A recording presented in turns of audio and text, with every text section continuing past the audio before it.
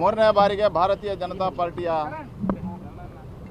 ಹಿರಿಯರ ಕಾರ್ಯಕರ್ತರ ಮತ್ತು ನಮ್ಮೆಲ್ಲ ನಾಯಕರ ಆಶೀರ್ವಾದದಿಂದ ಮೂರನೇ ಬಾರಿಗೆ ದಕ್ಷಿಣ ಕನ್ನಡ ಜಿಲ್ಲಾ ಲೋಕಸಭಾ ಚುನಾವಣೆಗೆ ನಾಮಪತ್ರದ ಸಲ್ಲಿಕೆಯನ್ನು ಮಾಡಿದ್ದೇನೆ. ಪಕ್ಷದ ಕಾರ್ಯಕರ್ತರ ಪರಿಶ್ರಮ ಮತ್ತು ಮತದಾರರ ಆಶೀರ್ವಾದದಿಂದ ಮೂರನೇ ಬಾರಿಗೆ ನಾನು ಗೆದ್ದು ಬರ್ತೇನೆ ಅನ್ನುವಂಥ ವಿಶ್ವಾಸ ನನಗಿದೆ. ಅದರ ಮುಖಾಂತರ ಈ ಜಿಲ್ಲೆಯ ಸೇವೆಯನ್ನು ಮಾಡ್ತಕ್ಕಂಥ ಭಾಗ್ಯವನ್ನು ಜನ ಆಶೀರ್ವಾದ ಮಾಡ್ತಾರೆ ಅನ್ನುವಂಥ ವಿಶ್ವಾಸ ನನಗಿದೆ.